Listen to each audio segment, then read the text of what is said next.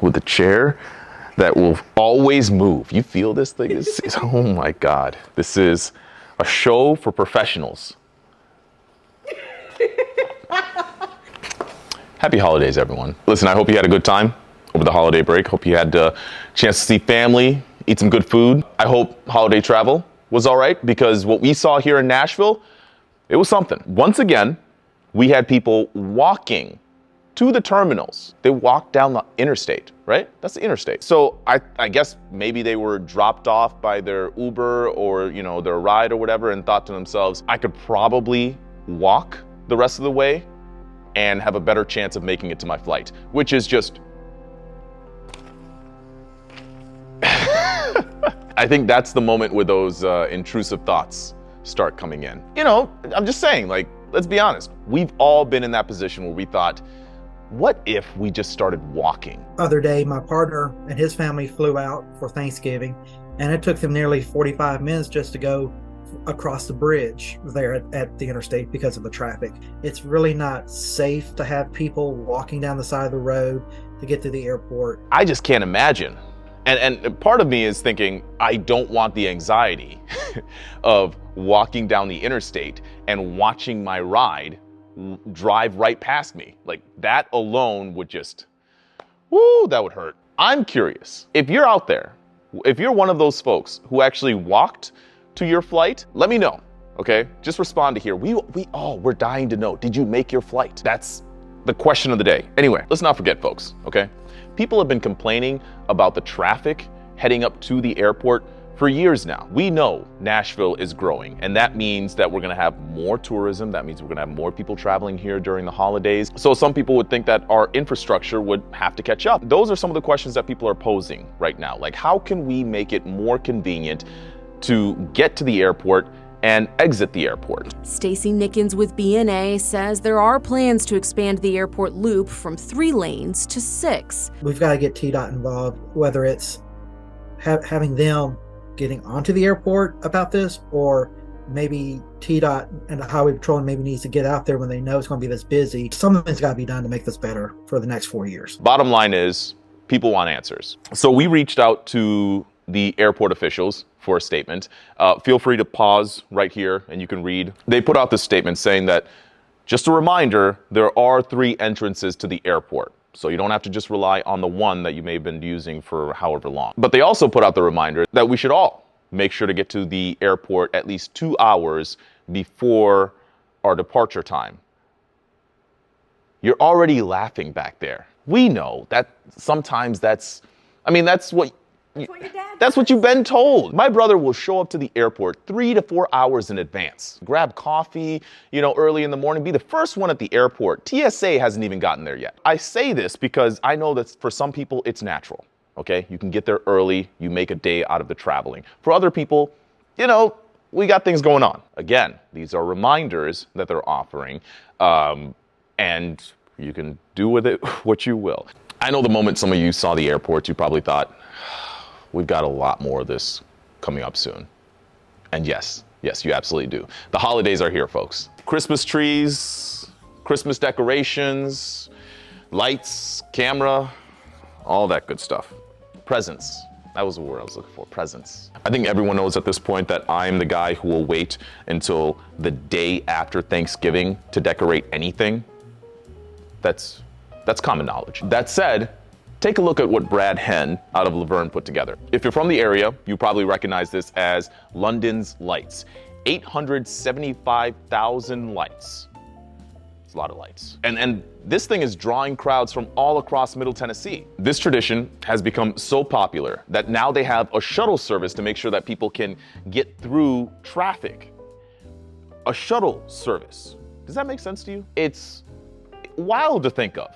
But I think I've seen this before. I think I was driving one day and I saw this long line of cars going toward a Christmas display. And I think this was it. What are you giving me a face for? Out in Linden? It's Laverne. Oh. I think I was around that area. Anyway, it's not just any normal Christmas light display, okay? Brad named this after his daughter, who tragically passed away in 2012 at just 21 months old. She has touched more people through her death than she may have ever touched through her life, and we're really looking forward to the season. Brad took a year off this past year, but he says that he's back and ready to share light with his neighbors the same way London brought light into his life. London Lights is totally free for the public, but Brad is encouraging people to bring an unwrapped toy or gift to help give to a child in need this holiday season. And you thought we were done. No. We got another Christmas light display over in Murfreesboro, this time by the Grimes family. They strung together 500,000 lights across their home.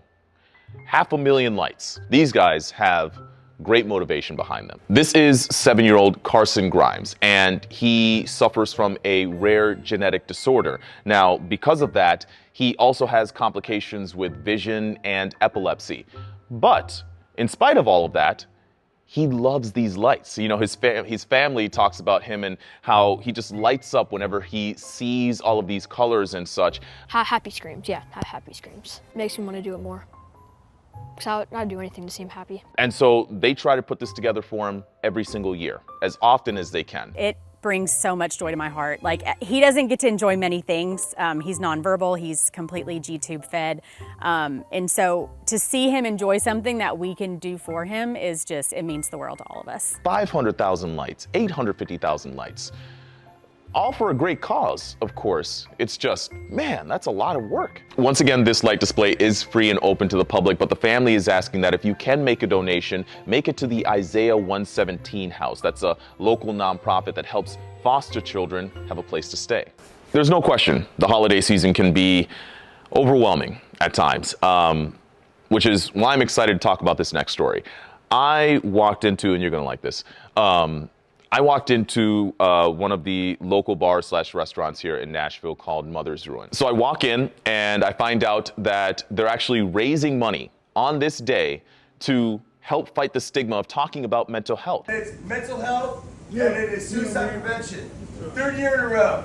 Yes, sir. We're here for a reason, guys. Yes, sir. They have resources, you know, at the tables. They've got QR codes. All of this stuff is happening. And then I meet Keith Popejoy. Keith experienced a loss in his family. His brother committed suicide.